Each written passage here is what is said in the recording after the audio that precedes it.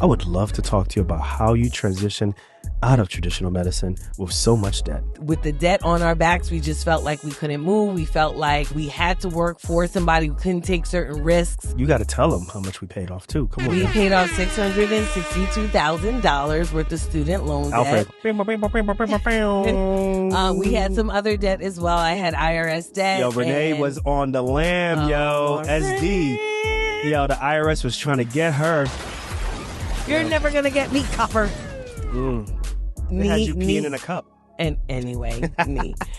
And Jesus Christ. Yo, what's good, everybody? Welcome to another episode of What Y'all Say. I'm your host with the most. I'm Dr. Nee. I'm joined by Dr. Renee. The amazing Dr. Renee. I'm post-call. I do think that I like to preface it with I'm post-call because I think the energy is different when you're post-call, when I'm post-call, because, you know, it's tough. It's tough. So I did 3 nights in a row, 5 p.m. to 7 a.m. It's tough. These are one of the tougher shifts because you only get 10 hours off, right? And that's if your body shuts off to sleep immediately at 7 o'clock in the morning, right? Like Which it doesn't because you're probably signing out. Yeah, you're signing out. That's done at 8 o'clock. Then you got to, talk to kids, talk to you, check in. You want to get some breakfast. You want to go to bed. Next, it's like 11 o'clock, possibly. Right? That's a long time. Right. And then rinse, wash, and repeat. But this was a tough stint, but I'm good. So right now it's like I'm working on fumes right now. So I need Alfred to like give us some like get the energy going. Get the energy going, yo. There you go.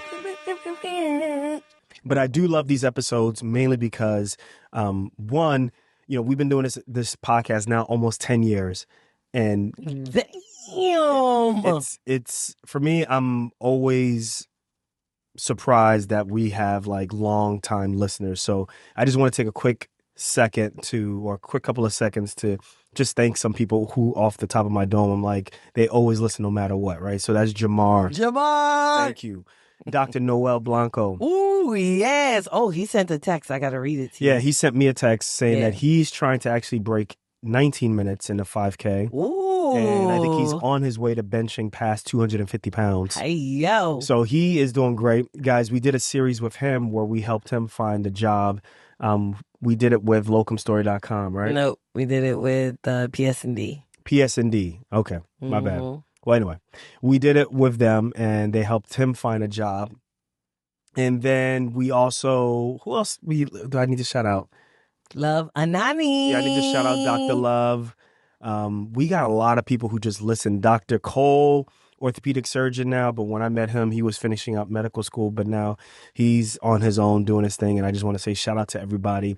If I didn't mention your name, the other thing too is it's like the romper room. Wait, who remembers romper room when they mention your name? I think we talked about this before on the show. Yeah, we mentioned romper room before, and we didn't call your name. They never called my name because my name was very ethnic, right? Nee. Yeah. I see Jane Marie. I see Betsy.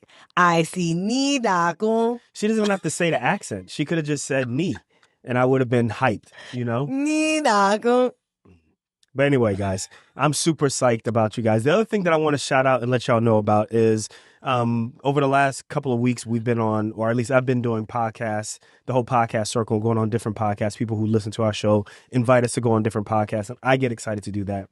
I don't know about you, but when I go on other podcasts, I think you guys get a better version of me than you do on my show. What? Yeah, because I'm more free, right? I don't have to worry about. Welcome to the Dr. Renee podcast. Well, I'm free. I don't have to worry about I don't have to produce because if you guys have no idea. Like, you think we're just talking. I'm actually talking. Renee's talking, but I'm also producing. Like, I have like a script that we're trying to follow and make sure that we're staying on track. So when I'm on someone else's show, I ain't got to worry about that, right? It's free. Just go to their house, chill, walk around with my shoes on, Take your shoes off me. Hey, anybody's listening right now, what's your rules on in your house? Like, take you your take your shoes off? No, take your shoes off. What about, so that's the easy one, but what about when you go to someone else's house? You take your shoes off. Do you ask to take your shoes off? I assume. That's one option. I assume. 2, do you take your, so what was the first option? Do you take your shoes off without asking? 2, or do you ask? And 3, do you just keep them on? No, I just assume take my shoes off. So everywhere you go, you always wear socks? Yeah. What do you mean? Because if you don't wear socks, then you could be walking into someone's house without any... Well, you're saying like summertime or something if I'm wearing sandals? Or even if they have carpet, right? Okay. Do you really want to put your feet on someone else's carpet? Well, it's better than putting what came from outside on their carpet. Yeah, but you don't know what they have on their carpet. That's what I'm saying. I understand that, but it's better than putting what came from outside on their carpet. I don't know. Text us. Let us know about that. Because I don't know. I don't like walking around someone's carpet with just barefoot. I don't know. This doesn't work for me. Okay. But I always wear socks. Right. So but the women don't do that though a lot. So you just don't go to people's house if you wearing sandals. No. Want to come over? No, I'm wearing sandals today. Yep, I'm wearing sandals. Yo, text us and let us know what you think. Am I right? Is Renee right? You can DM us. You can send us fan mail at that link below check out the show notes. This episode. You can send us something by Instagram. You can leave a comment on YouTube or on Instagram posts or anything that you see us on TikTok posts. So however you want to do, you can go to our website, docsoutsidethebox.com. Go in and check it out. Yeah. Yeah, I didn't want to say the other sound. So I said .com. Yeah. But listen, it's trademarked. Let me shout out the Premed Scene podcast. I did that episode last week. Woo-hoo. By the time this show comes out, basically it's pre-meds who are trying to get doctors who are established, who can give some advice. And let me go to my notes. Wait, hold on. How you get on that podcast and I didn't? They asked me to be on that show. They don't know what they're doing there. And she asked some really great questions. She don't know what she's doing. Questions that I even forgot. She knew. I even forgot to answer some of these questions. Like for example, like she had me thinking about what it was like to apply to med school twice. So just so y'all know, I applied to medical school 2 times. The first time I applied, I wasn't very strategic about it at all. I applied 2 years later and got in. She asked about what was my life like during those 2 years of trying to figure out what to do. I mean, we covered everything from me being like, how did I develop like a chip on my shoulder during that time to, why I decided to apply to the schools that I wanted to apply to. She asked like, why trauma surgery? We got into me talking about taking organic chemistry during the summertime at Rutgers, which is a 4-year institution, right? So that's something that you definitely propose if you're going to take summer classes. Don't take it at a 2-year If you're going to take post-bac. Yeah. Period. Yeah. But what about summer courses though? Like I'm not talking about post-bac. I'm talking about summertime. You're in your first year going into your second year going into your third year, and you want to take some summer courses. And you want to do like physics or something like that. So if you're still in college traditionally, you're saying, I think that is maybe a little more forgivable. I still wouldn't necessarily do those classes, but I think that is a little bit more forgivable because the rest of your classes are going to be done at a 4-year institution, right? So, but if you're doing a post-bac and all of it is going to be done at a 2-year institution, that's where it gets a little dicey, I think. Well, we definitely should do. See, like I love doing these podcasts because it brings you back. Like I think we get so caught up right now. Right now we're in our Locums jam, right? We get so caught up in that realm that or at least I forget to talk about the grind, even the grind of paying off debt, but talk about the grind, like what it was like. Not knowing if you're going to get into med school, applying to med school. And I remember taking Orgo at Rutgers and it basically being like a chapter a day, basically. Like those 5-week courses you go through so much I did information. Organic in the summer too. It's crazy. It's crazy. The other one that she asked me about, and then I talked about is why the hell we be taking like 19, or what is that pressure to feel like you got to keep up with the Joneses and take like 19 to 20 credits every semester. I love that one. You know what I'm saying? So I talked about that. You're going to take like 19, 20 credits. And otherwise, they're not going to take you seriously. And it's not even just 19 to 20 credits. Why do you have to take biochemistry, bio, and orgo in the same semester. Oh, don't forget, you're also shadowing and you're volunteering all at the same time. Oh, and you do work study Yeah. all at the same time. Why do we do stupid shit like that? Yo, I'm sorry I have to curse, but why do we do stupid shit like that? Because pre-meds, literally, many of them have no clue what it actually takes to get into medical school. So they think, well, it's hard, so I have to do hard things. Yeah. And it's like, it's like, it don't have to be that hard. I'm going to take physics in the same semester with bio, and I'm going to take calculus, all the same thing. Yeah, I'm going to do that. Yeah. How many credits you got? Like 17? Why? Because I just need to take 17. I need to take 17. And I'm about to be 18. I have to show that I can handle a rigorous load. And it's like, yeah, but you also need to pace yourself so that you can actually do well in the classes. Now, if you can do well in the classes doing all of that, great. But I'm going to tell you, in my experience, I don't know too many people who can do that. Well, before we go on a tangent, though, I agree with you. The one thing that folks need to consider, too, is like a lot of those courses, like you're taking bio, physics, like a lot of that stuff is not putting you towards getting your degree, though.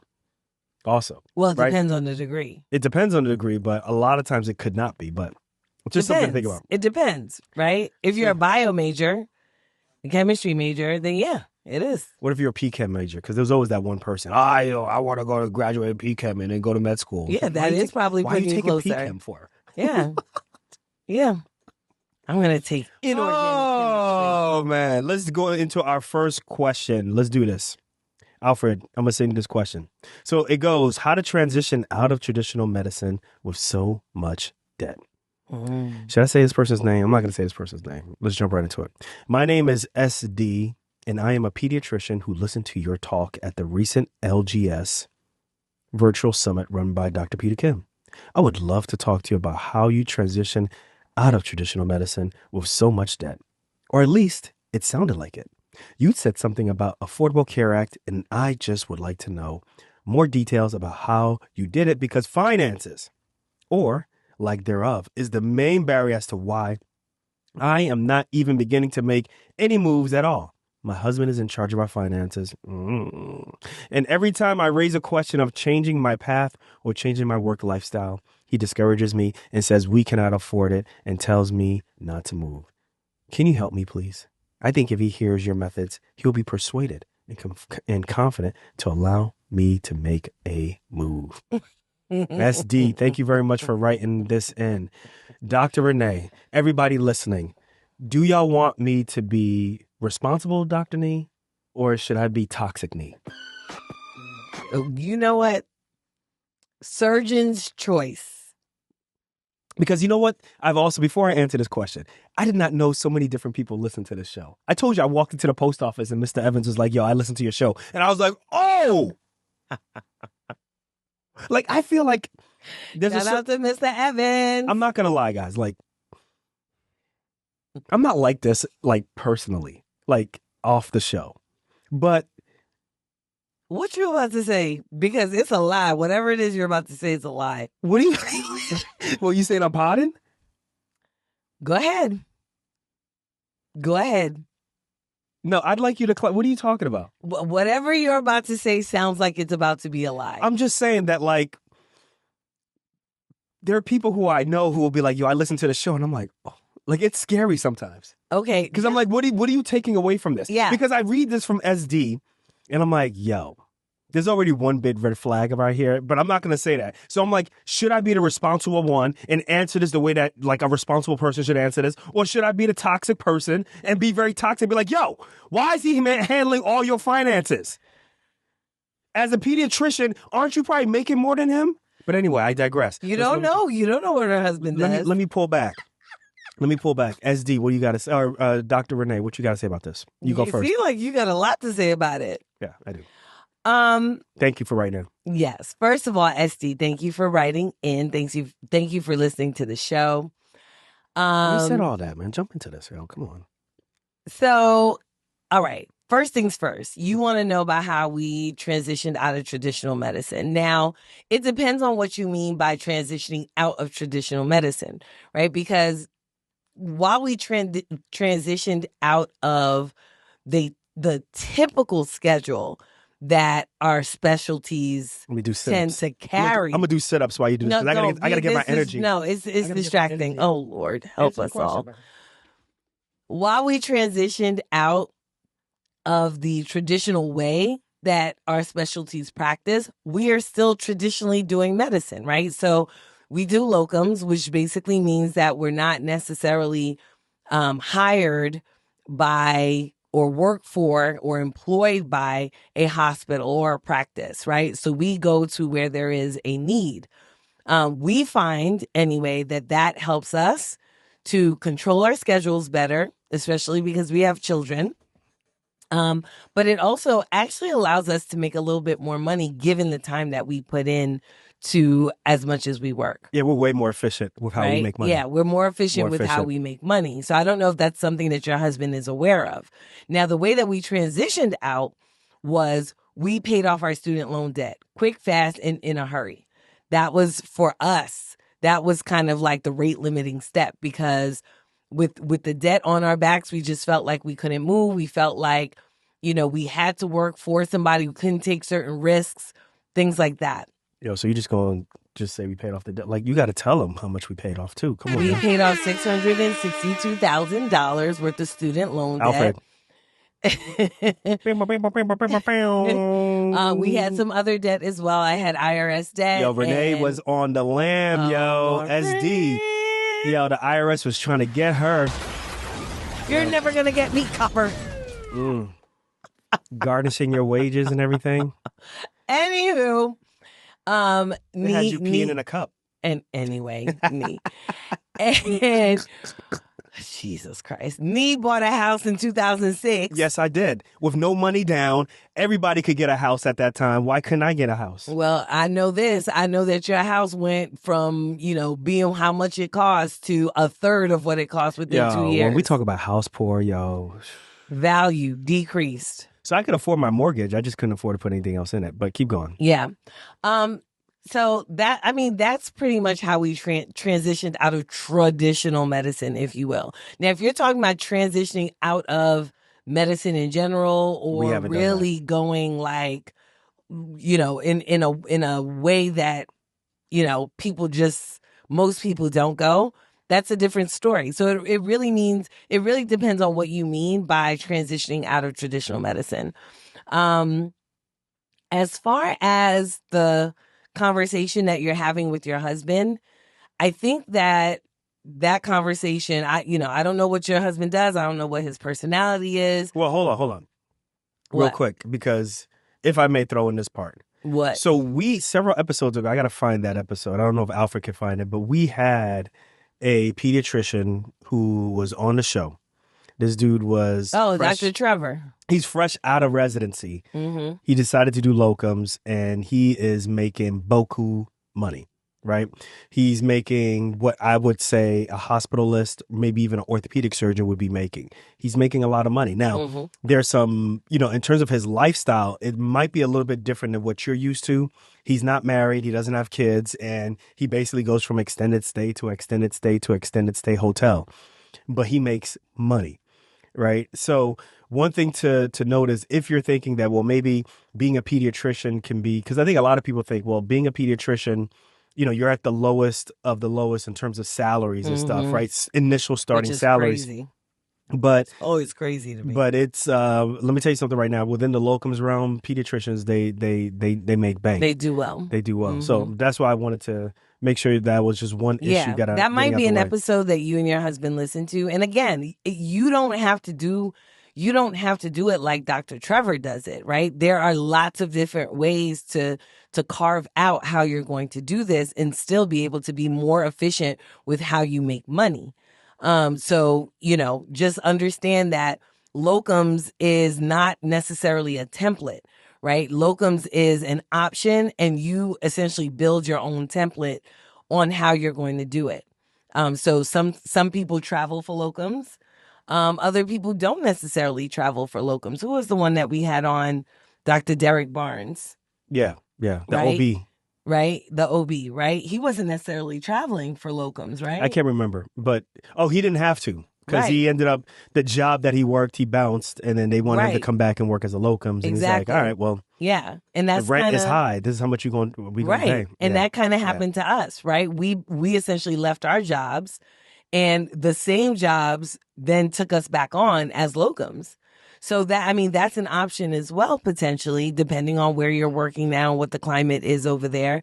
That if you leave your job might actually be like, well, can you not leave? Can you just, do something? And then you say, okay, well, I'd like to work as locums. So now you have the same job. You're in the same thing. You're doing the same thing, except that you make your own schedule and you set your own rate. You set the rate. Don't let them come at you with, this is how much we'll pay you. No. When the plumber comes to your house, you don't tell the plumber how much you're going to pay him. The plumber tells you, this is how much it costs for me to come to your house. And that's what you want to do. Be the plumber. So let's get to the hard part now.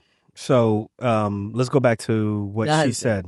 She said, my husband is in charge of our finances, and every time I raise a question of changing my path or changing my work lifestyle, he discourages me and says we cannot afford it and tells me not to move. Without knowing too much of the dynamics, I think the number one thing that I would say is you need to have a sit down with your husband and find out what's coming in and what's going out, right? Like you guys need to have an open, transparent discussion where he opens up the Excel document or whatever you guys are using to document how things come in terms of money, and then what goes out. You both need to be on the same page so that you're aware of that.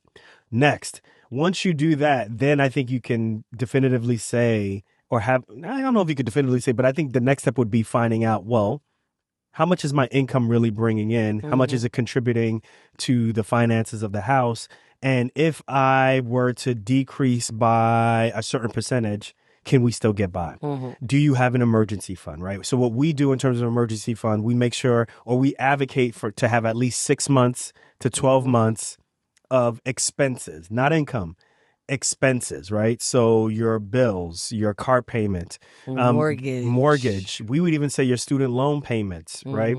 To have 6 months of those so that if you were to lose your job for any reason, you have 6 months to kind of get your stuff in order. You can go to that instead of going to credit cards, right? Do you have any student loan debt?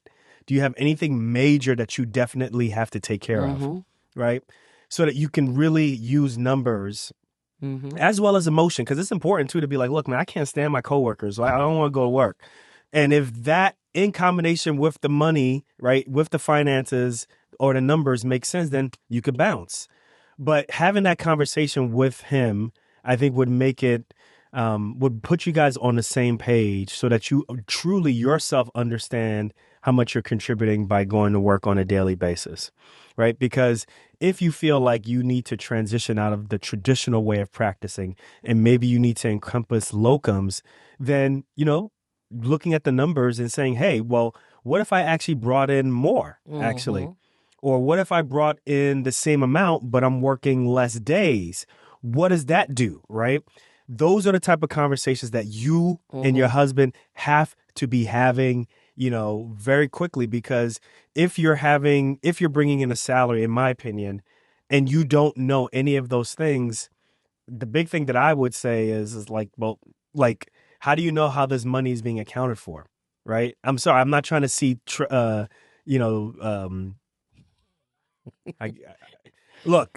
beef. I'm just trying to be real. Right? I'm just trying to be real, but right? Even more than that, though, right? But it's inherent in this question, though. I understand. But I mean, even more than that, two things that I have to say is, what if something happens to your husband and you don't know anything about your finances? Forget your husband is no longer. What if your husband gets very, very sick and he is still, he's still alive, but he is unable to do the thing that he has been delegated to do, which is the finances. And now you have to take care of it. Yeah, because Do you know where your accounts are? Do you know the logins? Do you know the passwords? logins? Do you know the passwords? The verifications? Do you know all that What stuff? do you know about your finances, right? Because now you're going to be relegated to potentially taking care of him and the entire household when, you know, if something happens to him. Look at Dr. Renee being all responsible. No,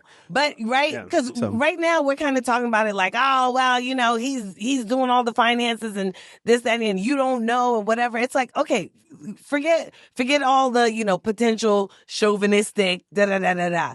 What about the practical? Would you be able to take care of yourself and your family if something were to happen to your husband, he was actually no longer able to do the finances, right?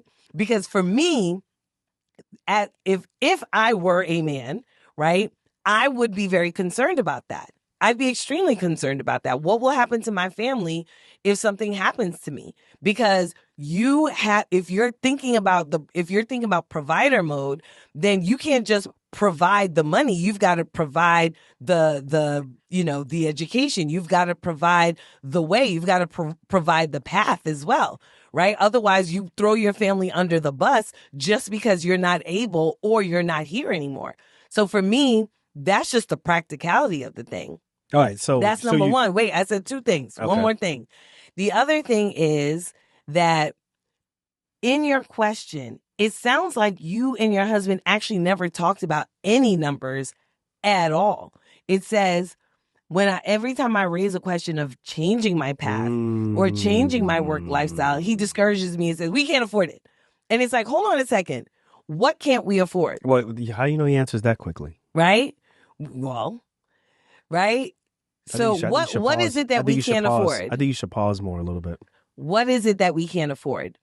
Because if you brought your husband numbers, then he might not be able to say that we can't afford it, right? If you brought him numbers that showed him, hold on, I'm going to be making 1.5 times more and working a third less, can we not afford that? You have to ask numbers. He's playing a numbers game. You've got to play a numbers game too. Both of you should be playing this numbers game. And without numbers, how do you know what you can and can't afford? Yeah, I'll just be honest with you. When you do it one at a time, when one person is handling it, that's a lot of pressure for one person to do. I think that when you look at numbers, when you look at debt, when you look at lifestyle, like putting that just on one person, that's a lot. That's a lot of pressure. I'll tell you right now, the reason why me and Renee were able to pay off almost $700,000 in student loan debt in 3 years is because we combined our income. We put our minds together. Mm-hmm. Her income became my income. My income became my income. Became her income. Woo-wee. She convinced me not to do a prenup, but looking back, you had nothing. Looking back, you didn't have anything. It was a good thing I came off of that because I was smart enough to say, you know what? You didn't have anything. I don't need a prenup right now. I trust this girl. No, you had a Jetta with the shocks of a tricycle. That Jetta, and you had a house that was worth a third of what you bought it. What did you have, me? Yeah, with a fob and everything, with hitting the security system. Hey, yo. So listen, but basically what I'm saying is when two heads are putting their heads together, in essence, right? When you're thinking about this and trying to handle whatever the issue, you guys are going to have a better outcome. There's going to be more trust there. And you guys are going to be able to handle things a lot faster. So our advice is, look, if you want the responsible advice, definitely listen to what Dr. Renee is saying. Oh, Lord. If you want the irresponsible version, I'm saying, listen, I got what you're saying, but you still need to look at the finances because I agree. Like, you need to know, like, yo, like, where's this money going to, first of all, right? Mm-hmm. And I think you bring a good point, which is you, SD, you need to come with numbers also. Yes, so that you got to come with numbers. So you can't come to your husband and saying, I want to do this, and then you don't give him any numbers. It's too much for him. Right, because he may just be thinking, okay, yeah, like whatever you're bringing in as a pediatrician is probably capped. He's probably thinking that possibly also. Yes, right? Let me throw him some bail. Thought. Let me throw him some bail. He's probably like, yo, what are you talking about? Like, yo, you can only make this much as a pediatrician. And then when you be like, bam! Yo, Tommy Davidson. As a local, wait, yo, buy him right there. Alfred. Let me give you one of our cards. You know I'm fresh out. Howard. Bam! this is how much I could bring in as a pediatrician. Like you said, 1.5 times, maybe even 2 times more, and working the same amount, or maybe working a little bit more, either way, will that change the answer? That's an avenue. So, is there anything else we want to put on this point right here? I mean, listen, I know all too well I said something to my husband and he didn't listen to me. And then somebody else said the exact same thing. Come on, y'all. And then he listened. Come on, y'all. Right? Don't do that. Don't do that. I know that Don't all do that. too well. Don't do that. Don't do that. Don't do that. Don't do that. This happens Don't do that. all the time. Don't do that. It happens all Don't the time. do that. That's wrong. It happens all the time. Don't do it. So I hear it, but sometimes you need that different voice, right? SD. One thing that you did mention that we didn't talk about, which is in the middle of a the sentence. Affordable Care Act. So what I meant by that is, that's true. your boy in office right now, in Washington, I don't know what he gonna do, right? And the last time he was in office, he tried to take out the Affordable Care Act. All I'm saying is the Affordable Care Act makes it very easy for small business owners like me and Renee, and possibly like you if you decide to do locums, to go and purchase health insurance on the market, right? You have adequate health insurance that is reasonable, right? So if that Affordable Care Act gets gutted, then more than likely premiums, how much it's going to cost to purchase adequate health insurance, is going to go through the roof. And that may limit people's ability to just kind of work for themselves as a locums, right? They're either going to have to increase their rates, right, to adjust for having to pay for this crazy insurance, charge our own tariffs, or I don't know, basically, or I don't know, but I don't know what that looks like, to be honest with you. So I don't want that to deter you. I think that is such a minor issue. It was just something that I was thinking about. I was like, man, my man back in 2017 tried to take it down, and if it wasn't for Maverick, we wouldn't have an Affordable Care Act at this point. So I don't know if he's, looking to torpedo that. So that's why I mentioned that during the and that may or may not be a problem, depending on if your husband gets health insurance from his job. Yes. Then you can just, you don't have to worry about buying health insurance from the marketplace, because if your husband gets health insurance from his job, then he can just add you on to his health insurance. So, SD, good question, yo. Dr. Renee, listen to what Dr. Renee has to say, because she's very responsible. I'm toxic. Anyway, you weren't too toxic today. Let's take a break. You weren't too toxic. All right, we got another question that we have to answer, and it is discrimination in residency and pursuing locums. Ooh. Can we even say this right now? Because, What? Hi, Dr. Nee and Dr. Renee. How are you both doing? Are you taking phone calls while we're doing this podcast? Yes. Longtime listener of the show. See, this is what I'm talking about, man. Jimmy, that's my student. I truly enjoy every moment of wisdom you two share. It's been inspiring and motivating, especially for someone like me. I have a question for both of you. As a non-traditional pre-med who's Black and Haitian descent, have either of you experienced any form of discrimination? Why are you whispering? Directly or indirectly, from your peers during your pre-med journey, medical school, or as attendings? And if so, how did you handle it, yo? My second question is for Dr. Dr. Renee, say it. My second question is for Dr. Renee. You introduced Dr. Nita Locums. What made you decide to pursue locum tenens work in the first place?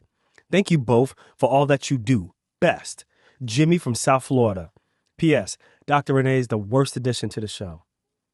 That is not what he said. It says, P.S. Dr. Renee is an awesome addition to the show. Thanks. Dr. Jimmy, thank you for writing in. And listen, make sure you acknowledge the host, okay? Soon to be student Dr. Jimmy. A word? Okay, that's what's up. That's what's up.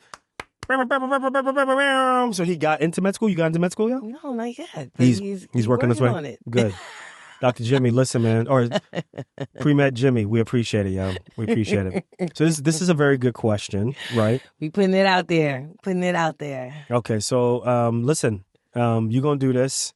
So the question is, have you experienced any form of discrimination directly or indirectly from your peers during your pre-med journey, med school, or as attendings?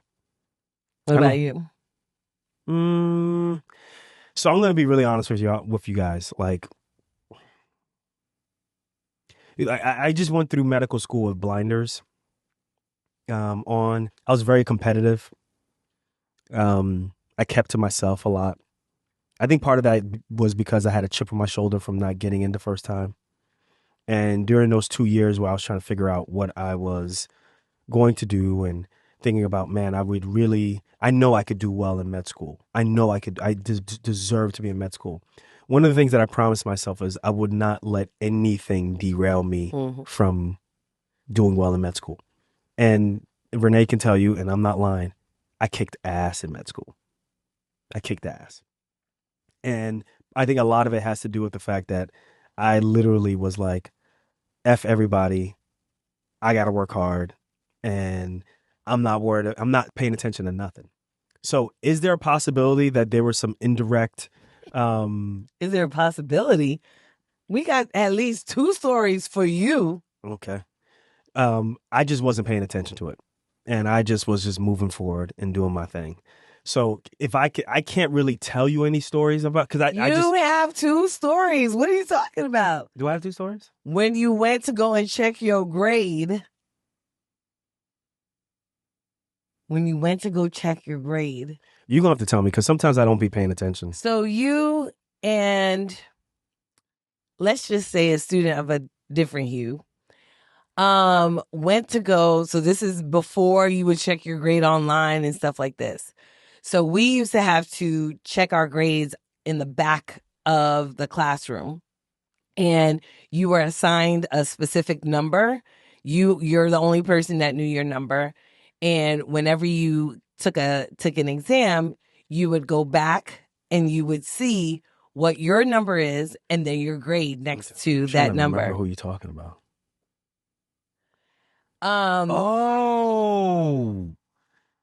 Yeah. Okay. Yeah, I see what you. So you and a fellow student. Yeah, you're gonna have to tell the story because a fellow student went to the back of the class at the same time and went to check your grade. Yeah.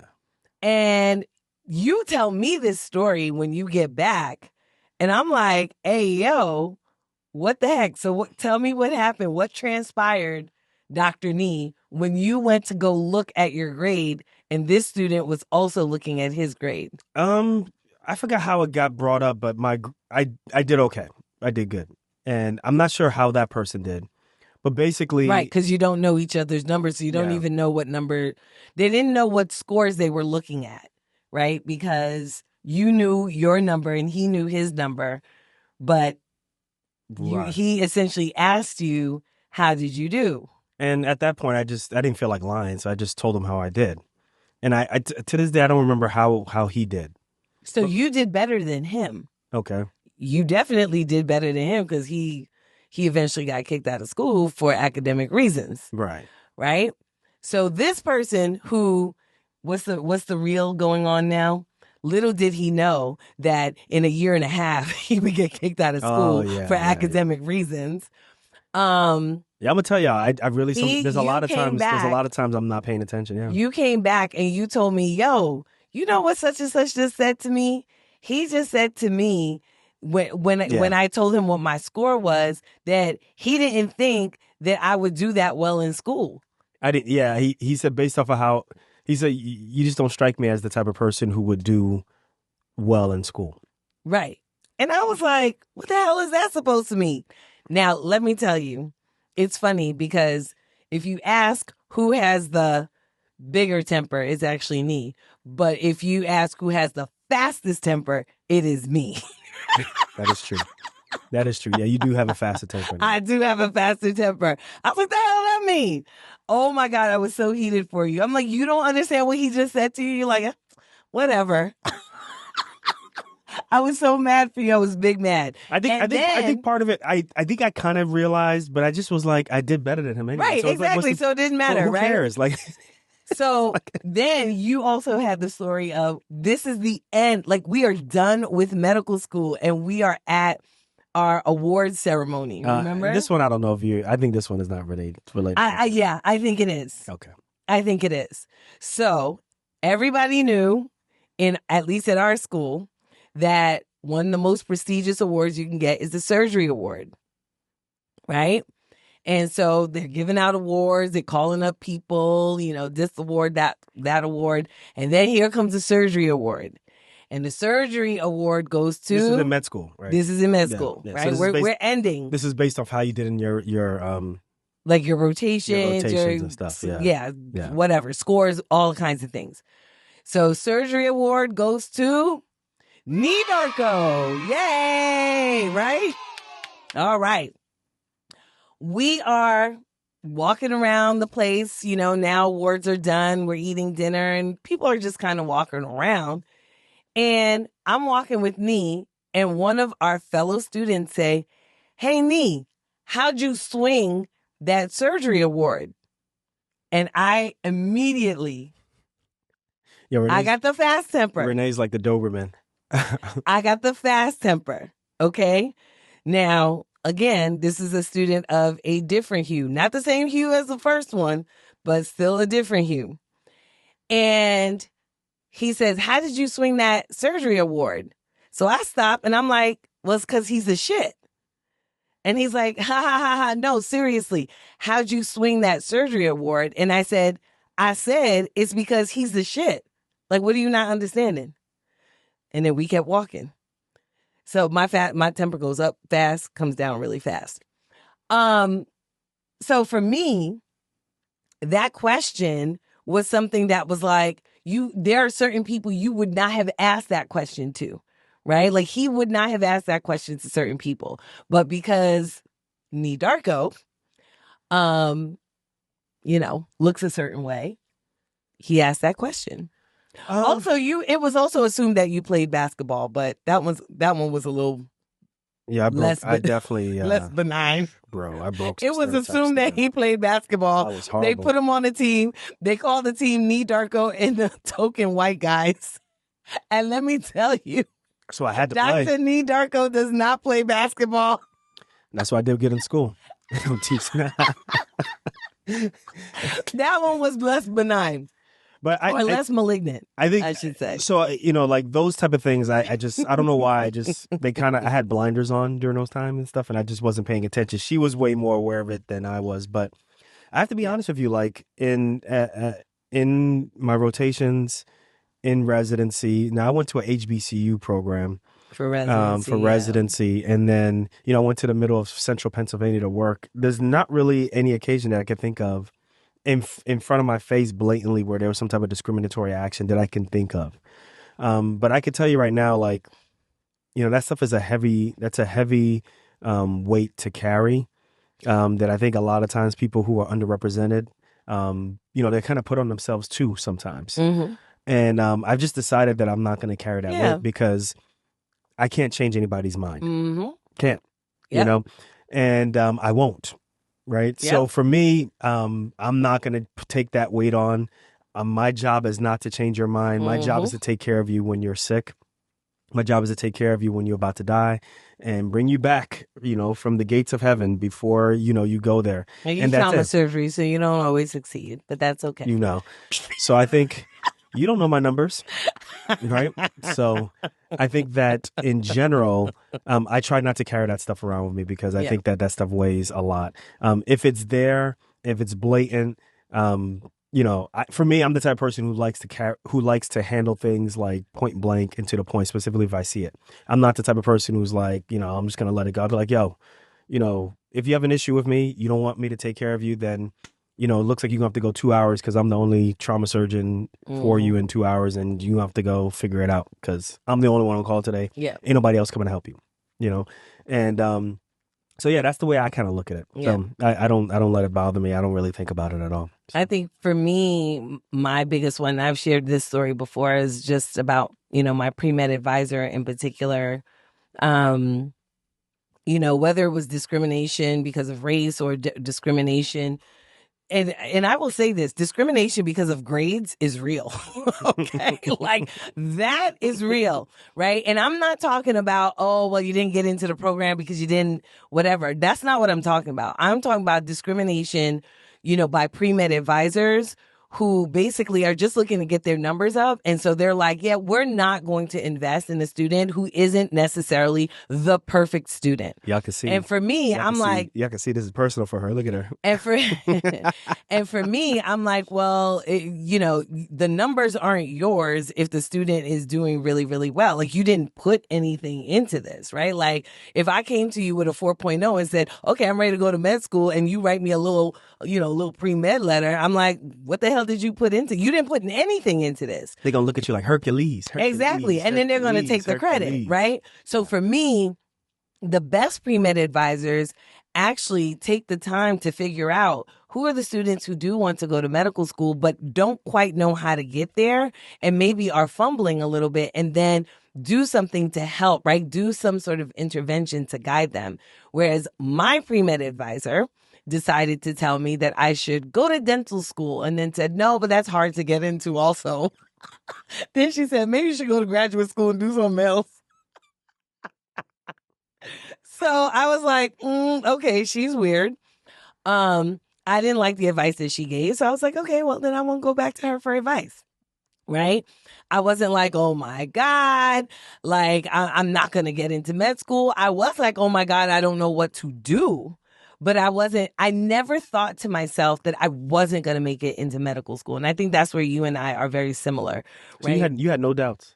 I had no doubts I was going to make it into med school. Hey, yo, I maybe had doubts. I've said it before. Maybe I was naive. Maybe I was cocky, but I had no doubts that I was going to make it into medical school. I just didn't know how I was going to get there. Yo, because when I didn't get in and I was working at the Sports Authority, or I was working at CompUSA, yo, when I was filling out them applications to work at Sears, yo, my sister almost got me a job at AT&T. I was like, yo, I ain't never going to med school, yo. I'm going to just be working customer service, yo. Yo, I did all them jobs, listen, too. I did. Listen, I'm keeping it real. I didn't even say that on the podcast, yo, on that other podcast. Yo, your brother was tight. Tight. I was like, yeah, I don't know if I'm going to do this. But anyway, keep going. No, I always knew I was going to get in. I just didn't know how it was going to happen, And whenever anybody asked me, even during my post-bac years, when people ask me, oh, you going to get, I'm like, yeah, I'm going to go.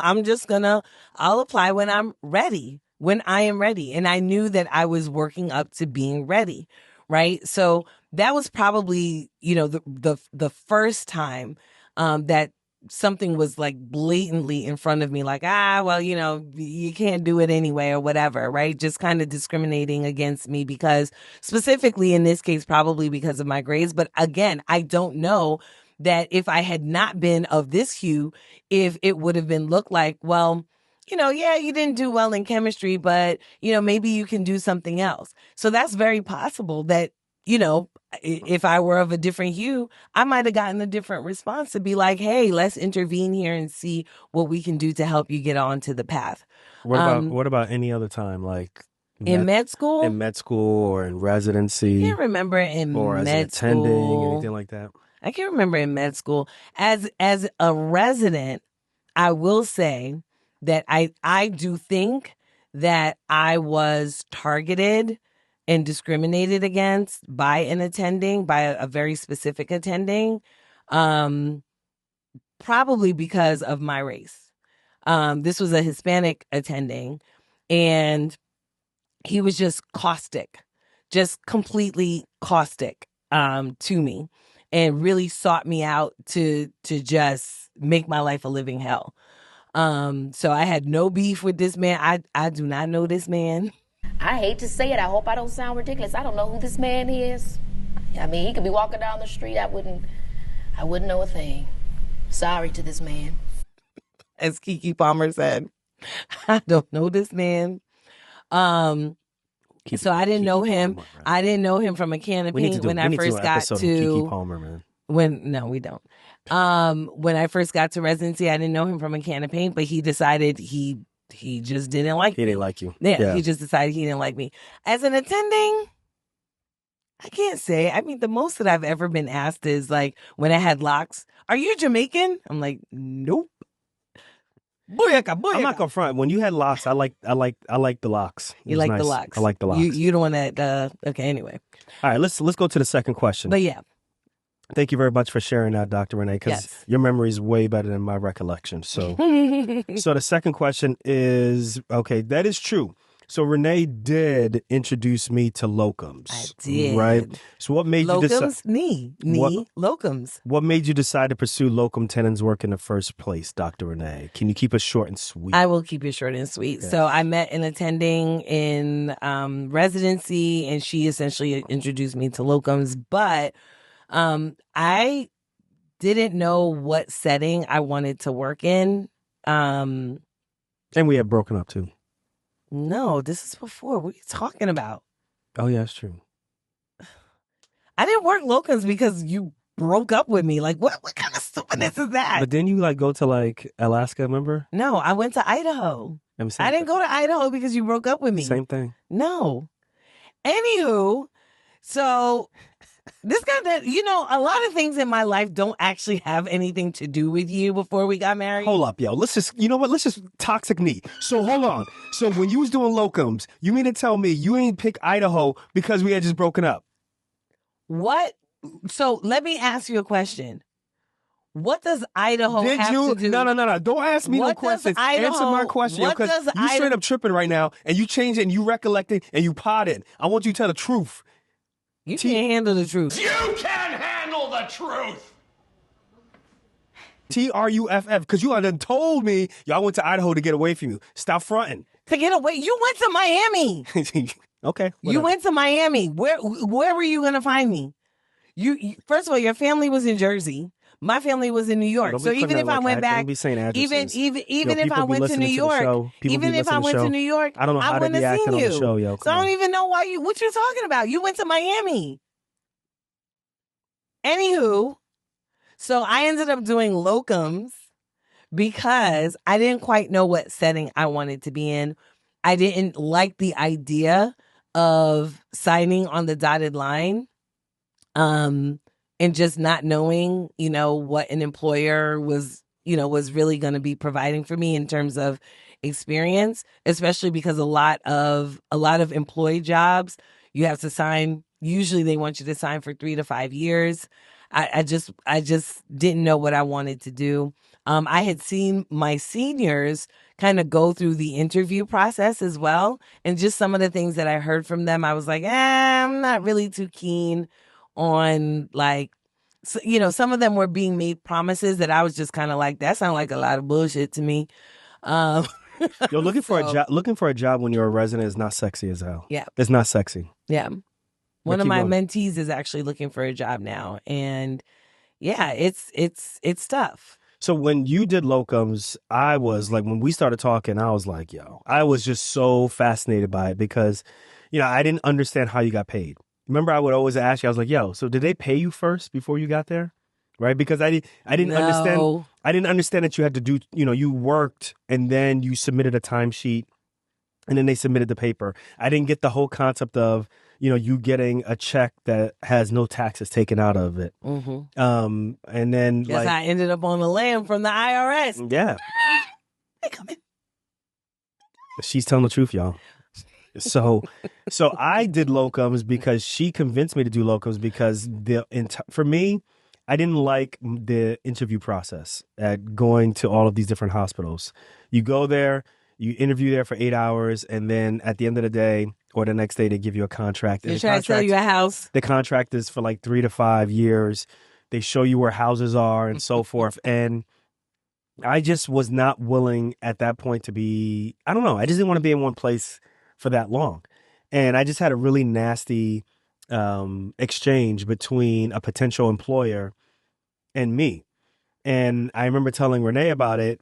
And in essence, the program director was yelling at me, telling me to make a decision quickly because, there was certain major things in the contract that we just couldn't get past that I had a lawyer look at and I was waiting for my lawyer to get back. And when I say major things, I'm talking about like how much call am I going to take? Mm-hmm. And then what happens if I go past that threshold of call? How should I get paid?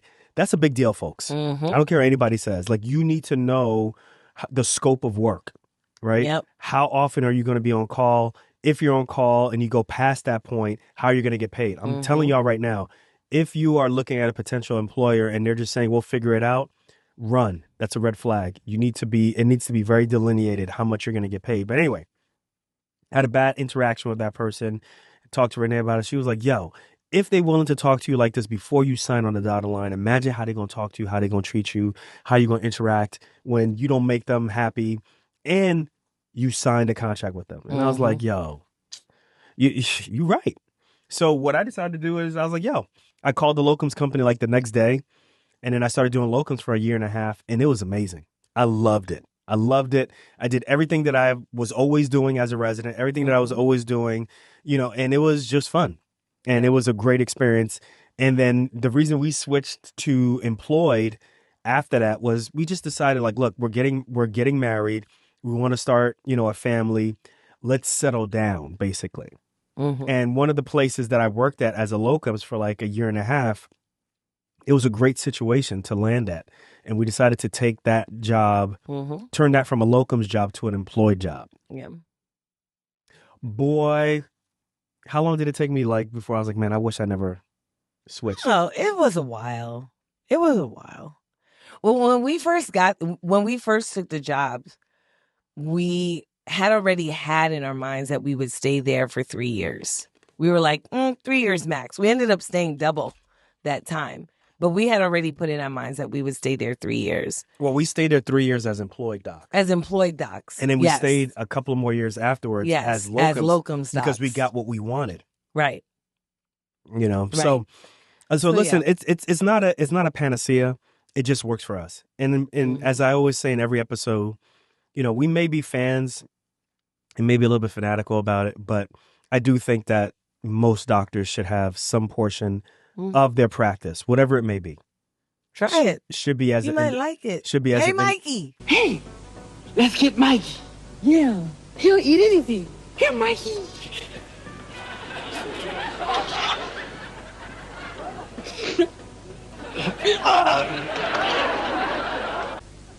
I guess Mikey didn't like it. Should be as right. That's checks, right? Right. Should be as an independent contractor, locums, whichever way you want to look at it. So, Dr. Jimmy, man, this is great. Great question. And I wish you the best. I know that grind of trying to get into med school is tough, but you're going to make it there. And if Dr. Renee is your mentor, you're well on your way. Yeah, that was so nice of you to say. I paid him $20 to say that, guys. This message is approved by Dr. Renee. All right, y'all. I forget how people can get in touch. You do it so well. So how can people get in touch? You can DM us on Instagram, TikTok, anywhere social media is. You can write us a fan mail. Go down below and click that link. You can text us too. I forgot about the text number. The text number is down there too. As well as you can go to docsoutsidethebox.com. And don't forget, everybody, we know everything. So any question we don't know everything. This is edutainment purposes only. It is edutainment purposes only, but we know everything. We can answer anything. Everything about edutainment. Edutainment. Anything with your academics, we can answer. Anything with your relationship, we can answer. Anything. Okay. We give the best answers. I've been watching people. Honestly, the ability to answer, yes, we can answer. No, our answers are the best. Yeah, okay. I listen to a lot of different podcasts. I watch a lot of TV. And I'm telling you. I hope they put tariffs on freaking podcast equipment because these people out here, some of the things, I'm like, what are y'all saying? 20v1. Hey. All right, y'all. We'll catch you guys on another episode of Docs Outside the Box, y'all. Peace.